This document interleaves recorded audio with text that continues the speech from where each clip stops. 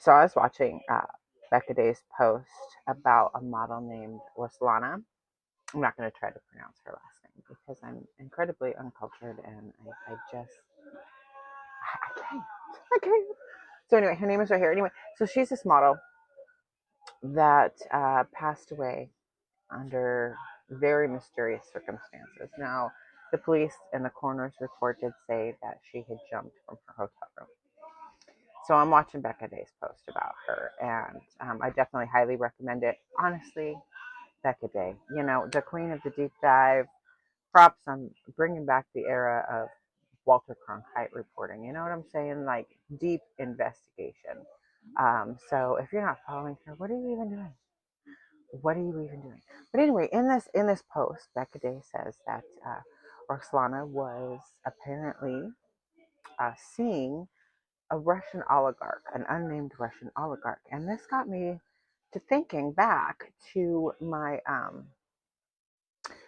Jeffrey Epstein art connection and the Russian oligarch that I had mentioned there. His name is Dmitry.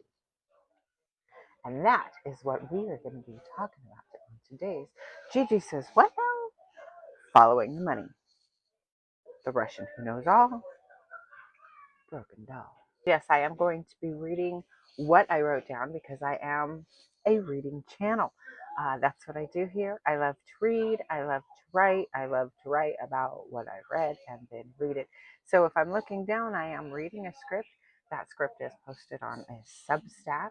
If you want to check me out over there, I would appreciate it. It's brand new and not behind a paywall. I also write fiction, so check out my Fantasy Fiction Fridays. And if you want to read along, all of my writings and my creative writings are posted on KU as well as Amazon. Anyway, let's get into Dmitry. So Jeffrey Epstein referred to this person as the Russian who knows all. Now, I have no idea if Dmitry was the man that Ruslana was seeing. How could I possibly know that? But I wanted to see if I could connect some dots, and let me tell you what I found had me clutching pearls, okay? The Russian who knows all first caught my attention in the files um, when he sold a little Da Vinci to MBS for $450 million. Now, this particular Da Vinci was valued at $1.5 million. Talk about a markup. And the sale raised a whole lot of eyebrows. Right? I mean, $450 million for something that came out of Da Vinci's workshop. Probably wasn't even an original Da Vinci. Um, you know, so I went down the rabbit hole of seeing who this guy is again in the follow the money playlist under Jeffrey's art connection. You can find a deep dive into him, or the beginning of this deep dive into him. So Dmitry, I'm not going to try to say his last name again. Um, let's just call him D for douchebag. I shit you not. This guy and I, we share the same birthday. I mean, he is much older than I am, if you can believe that. Like, I remember the dinosaurs, but this guy remembers when dirt was invented. So D married his high school sweetheart in 1987. Only two later, in 2015, divorced in one of the world's most expensive divorces. Why? Why? I'm so glad you asked.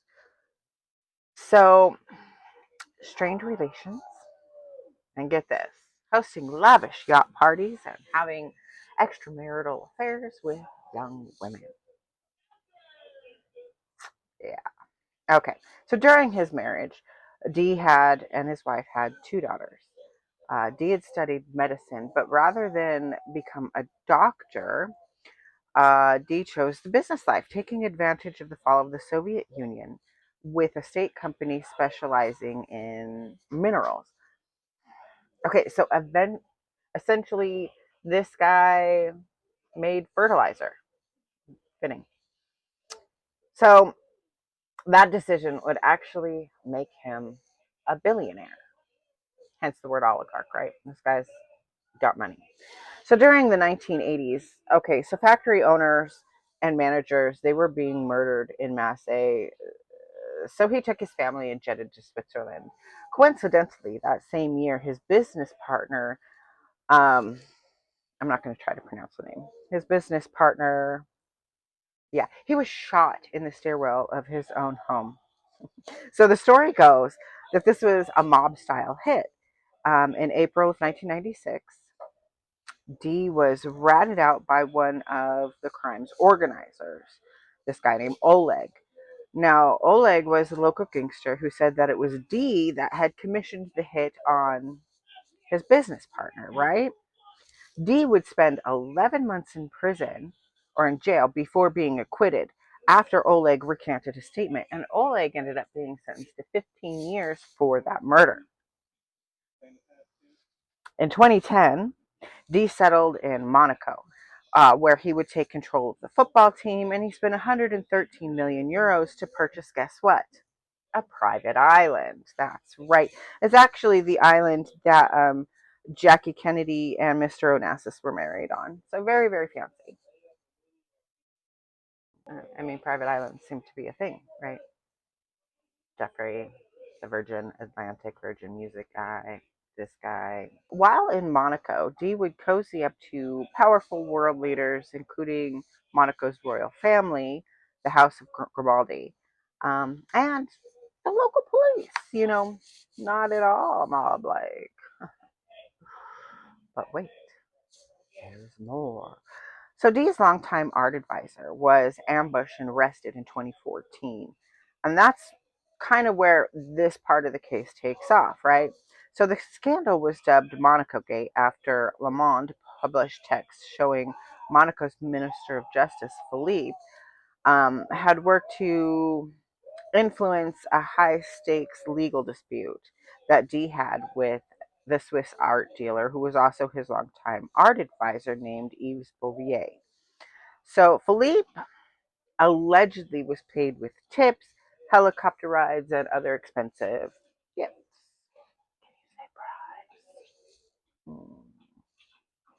Anyway, Philippe took an early retirement after this. And then in 2016, Prince Albert, yeah, that one. Now, we talked about Prince Albert in my Karen Mulder post under the Follow the Money playlist. Yeah, that one. Um, that person. I mean, I'm really lightheartedly calling him a person because he did face allegations um, that very much fall in line with the world of venture capitalists and royalty and politics and all of that stuff that we talk about that we find in the Epstein files, right? Anyway, anyway. So Prince Albert he said of that situation involving D, he called it uncomfortable. Man of many words. In 2017, Switzerland would dismiss the case, and the fallout led to years and years and years of litigation. And it spanned multiple continents, lasting until 2023. Note, now during this time, it was in 2018 that the Salvador Mundi was sold through Christie's to MBS. Just sad note. Anyway, in 2024, D took action against Sotheby's for fraud. Again, saying that Sotheby's had conspired with Eves. D said that Eves defrauded him of $1 billion, inflating the prices of 38 masterpieces, including works by Da Vinci. Just saying. And Eves was like, yo, I'm a dealer. I can charge whatever I want, or something like that. That was his basic defense there. So, I mean, really, what does this all have to do with Barcelona? Well, I mean, nothing really, except the whole his wife left his ass because he was doing a deed with young women, the parties, the yachts, the islands. You kind of see a pattern going there, right? Right, like we all see it it's apparent. So, okay, in 2024, Dee was photographed with a Daria, who was a successful model, and they were photographed together at the Rolex Monte Carlo Masters. And it's rumored that the two have been dating. So both Daria and Ruslana were a part of the wave of the Slavic doll supermodels in the early 2000s. Now we know that Jeffrey Epstein had a huge part in playing with that fad of the very Slavic looking models, because they were Eastern European women, young women, girls, children. So both Daria and Ruslana were both IG models. Now Ruslana had joined in 2005 and was with the agency until 2008, around the time of her passing. And Daria joined the agency around 2007. Now all this to say is they were friends, they were colleagues. After Ruslana's suspect mysterious passing, Daria actually honored her friend's memory. Both models were photographed by Patrick Demessier, very French name. And I also talked about him in my Karen Mulder episode under the Follow the Money playlist here on YouTube. He also faced multiple allegations. Okay. These people, I swear to God. Anyway, Ruslana in 2006 was a part of his Broken Doll spread that appeared in Vogue, and Daria was photographed by him in 2012. Patrick D and J.E., they all kind of ran in the same circles of people. Both men, Patrick and D, were notable patrons of the Naked Heart Foundation. All of the men were active in high-end art. Dee's ex even had some of Patrick's photographs in her personal art collection. So could they have met? Possibly. Other than what I just mentioned, Ruslana and Dee both having connections to Jeffrey Epstein, direct connections to Jeffrey Epstein. Daria doesn't appear to have any connection to Jeffrey Epstein. And Ruslana doesn't appear to have any direct connection to Dee. However, the name Daria does appear in the files 107 times, most of them referencing Daria Petrova, who had met Jeffrey Epstein in 2017. And there's also reports of a Daria Bulba, Bulba, who disappeared in China in 2016. She's also mentioned in the files, but that's a deep dive for another day. Honestly, actually, I feel like every week I'm hearing about another woman connected to Jeffrey Epstein that has gone missing or passed away mysteriously. And I'm just wondering, like, has anyone made a full list of them, of all of them? Because at this point, I think it's like 22 or some shit, Like, how many missing persons are connected to Jeffrey Epstein? If you know of anybody that has done a deep dive or made that kind of list, could you tag me or share that with me in some way? Because I'm really curious to know. And at this point, personally, I've lost track. Like, it's so many, it's so mind blowing, and it's all just so horrific. These girls, they deserve justice. At the very least, they deserve to be believed, and their memories deserve to be honored. Um, anyway, so Daria S, the model, she has an incredibly notable career, and lengthy career. She also used her platform as a global ambassador for an organization who fights sex trafficking. And she did that from 2015 to 2017. VANITAS is the name of the organization. So, in conclusion, I mean, none of this to say that Dee is or is not the Russian oligarch that Ruslana was involved with. He could very well not have been, but there are enough connections to say maybe they had met. I don't know. There's a lot of what ifs. What if, as I hinted at, and all this doesn't take away, from my instincts when looking into Jeffrey's art connection, but at this point, it's purely conjecture on my part. There's no proof. It's just my random thought. What if D that sold that painting to MBS as payment to Donald Trump for supporting the ceasefire in Yemen? In 2025, Donald Trump did take full credit for that ceasefire, though the Yemen ceasefire is credited to the UN. He took personal, he said, yeah, I did that, right? But this is DT. He takes credit for all kinds of things, some things that don't even exist. So, whatever. We can't really put a lot of stock into that. But nobody cares. That's the issue, right? We all know that geopolitics consists of a pay to play and that there's backdoor deals for favors. I mean, why else would a sitting president receive a plane from Qatar or $550 million investment into Trump coin? Like, these things are suspicious. And come on, it's nothing new or original to this administration. I mean, think of the Iran Contra affair, right? That was also mentioned in the files. Just saying. Here's the thing, like the DOJ, the SEC, the FBI, they know all these things I talk about on my channel. They know all these things that all of us talk about on all of our channels because we can only talk about what's made public. But there's never going to be any investigation, ever. Just like with the missing or mysteriously passed away girls, and all of the over 1,000 victims and the multiple DOJ reports that we see in the files, they're never going to be investigated. And it's deplorable and it's sad, but in my opinion, true. So let's go on to another big what if. What if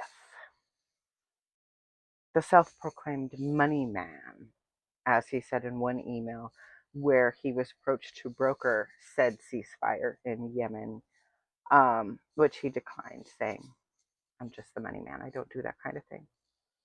I think maybe, just maybe, there's a possibility that he was that backdoor man that would deal with all the money for the pay to plays and the payments for favors on a geopolitical sense, right? So, and this is a long shot, but Jeffrey Epstein put a lot of girls through art school and also put them up in his Manhattan apartments that were owned by his brother, right? Who's to say he couldn't have gone to one of the apartments in private and said, hey, can you paint me a forgery, a dupe, just paint me this particular picture? We know he loved his reproductions, right? Like even in his Zorro Ranch, a lot of the paintings there were reproduced. He had other photographs reproduced from commercial companies. So he could have gone to one of his girls, one of his art students, one of his victims, and said, hey, paint me this dupe. And then we also know that he had other victims whom he helped become art dealers who turned to him for advice, because that was one of the things he did as a financier, was deal with art, particularly with Leon Black. That was the main connection between them, was the art connection. So he could have had papers, authentication papers, forged as well through another one of his victims, and then put this, let's say, something that would have come out of the Da Vinci workshop up for auction at Christie's, and let MBS know, hey, you need to bid on this. And said, hey, D, you know, you're a part of this world. You purchased that mansion that you had demolished at an crazy inflated price from Donald Trump. You're in this world. He's your friend. Why don't you hook a guy up, set up a little shell, sell this little painting I have here. and you'll make some money. MBS pays $450 for a forgery. But this is all conjecture, and honestly, we're never going to know because that painting is hanging on the wall of a yacht. Because salt water is what's best for a 500-year-old painting. All of this, plus, not JE, calling out D and DT in an email to Kathleen Rumler about this particular cell. But that is what makes D the Russian who knows all. And the girls, well, they're the broken doll. Oh, but that's all conspiracy theory. Don't listen to me. I'm just an old lady with a phone who loves to write fiction. Until next time, remember, you're valid, you're worthy, you're loved. Bye.